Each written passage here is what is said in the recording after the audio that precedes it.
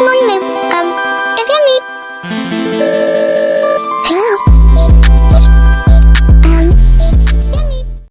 Hey guys, it's Aroni, and I just got finished watching The Queen of the Dreadzone, and here's my review.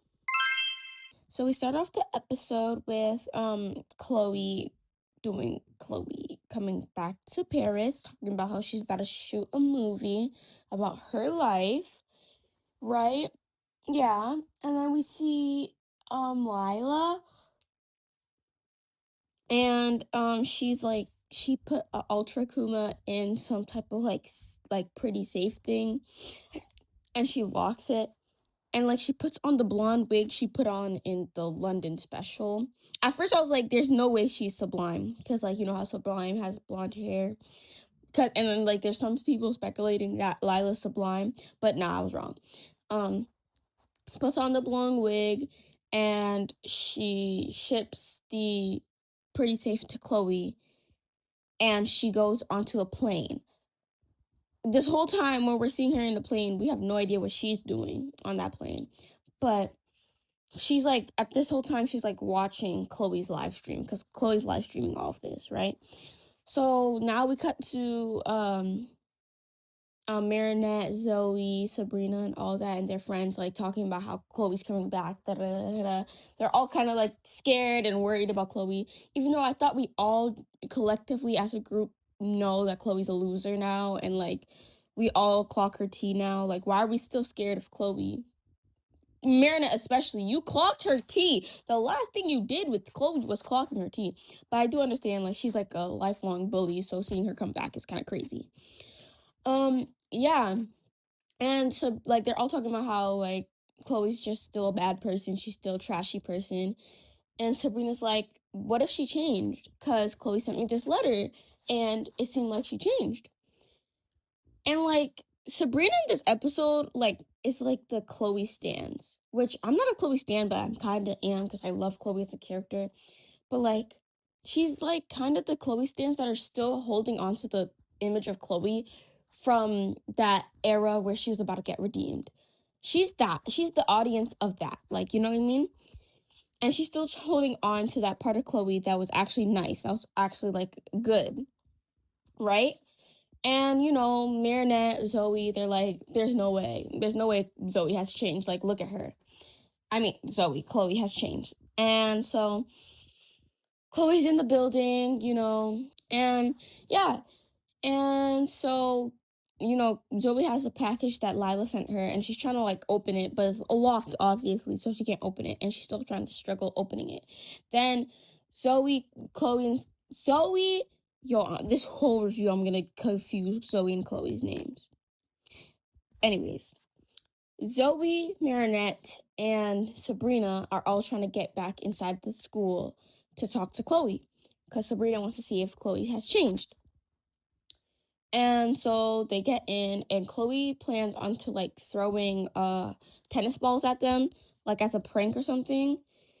And so when they come in, she says, come closer, and like there's the X spot on the ground, and like they stand there, but nothing happens because of all �·9's servants. They don't get the memo, and they don't really do it correctly, right? And during this time, like every time like �·9 wants to do something, the person that's encouraging her is not her mom. The person that's encouraging her is her brother. So obviously now we see that �·9 met her brother. �·9's like friends with her brother. Not friends, but like her brother's actually encouraging her, just like the same way her father would like let her do anything and everything. You know what I mean? Like, it's like no way kind of replaced that position her father had. And that's why �·9 is still a bad person, because nobody is telling her what she's doing is wrong.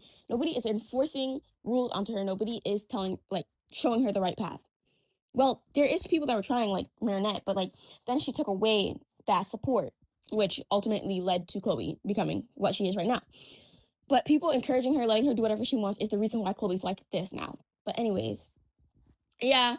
And so �·9 doing that kind of like confirmed to Sabrina that �·9 will never change. �·9 is still a bad person. The �·9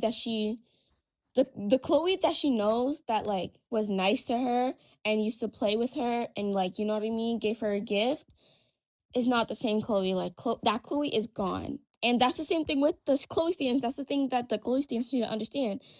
The redemption of Chloe is long gone, and we just have to accept that Chloe will never be redeemed. She's always going to be a nasty person. That opportunity, we can always wish that it happened, but, it's not going to happen.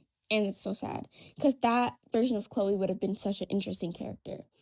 But, the writers just don't like Chloe, so it's okay. We're just going to have to deal with it. So, yeah. And so, it shows, like, Zoe, Sabrina, and Marinette all aren't afraid of Chloe anymore because of how ridiculous she's acting. And Chloe's, like, mad about this because, Chloe loves the image of, like, control and taking control of people and people fearing her. So seeing the people that she used to bully not fearing her anymore, it kind of messed with her. And that was, like, the snap that Lila needed to get her 𝒂𝒏𝒕. And something that was weird, not weird, but interesting, was that during Chloe's 𝒂𝒏𝒕zation scene, Lila didn't say anything. Like, Lila didn't say a thing because Lila wasn't transformed. Like, I'm connecting it right now. Lila wasn't transformed, so Chloe just keeps speaking and scheming, and then she gets transformed into the Queen of Dreadzone. Notice how almost all of Chloe's 𝒂𝒏𝒕zation has something about Queen, because she's the Queen, even though I don't endorse her or condone her bullying and all that, but, like, she's iconic, but not because, like, she's a bully, but, like, anyways. Yeah. And her power is, like, to make people fear her. And the closer she gets, the more you're fearful of her. And just like my other review, I don't really know how to explain the battle. She kind of just chases Marinette first to, like, make her fear her. Then, like, she goes, and then Marinette transforms to Ladybug. Cat Noir shows up.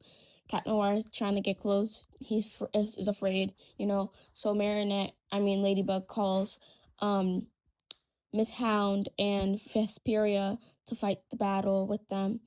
And yeah, and the one part that, like, I but, like, I can explain is when the Queen of the Dreadzone corners Vesperia, and Vesperia is, like, really fearful. So the Queen of the Dreadzone, because Vesperia before was, like, mocking Chloe on how, like, she took her miraculous and all of that, because, Chloe's so obsessed with being Queen Bee, and so she was mocking her. So, like, when Chloe corners Vesperia, she's trying to take the miraculous, because, Vesperia is, like, she's so fearful of Chloe that she can't really do anything.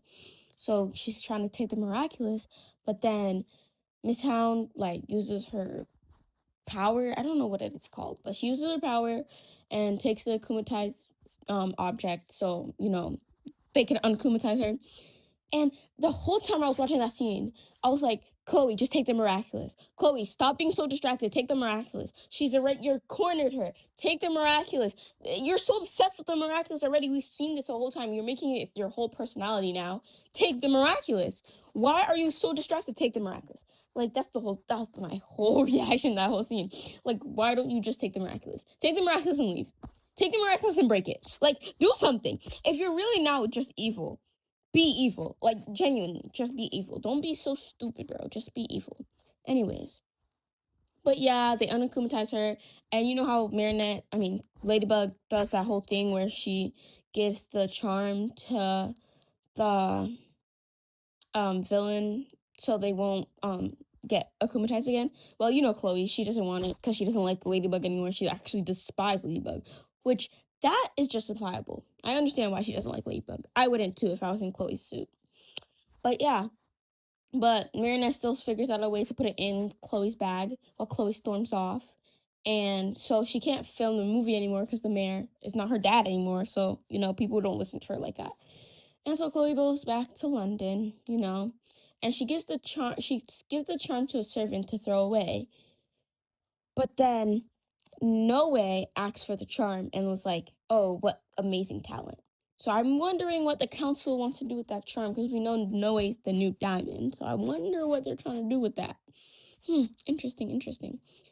And then I have to interrupt myself a little bit, because before we get to the end credit scene, we see this scene with Sabrina throwing away something that Chloe gave her in a past season. It was like this charm thing when Chloe was actually nice, and we were seeing her redemption.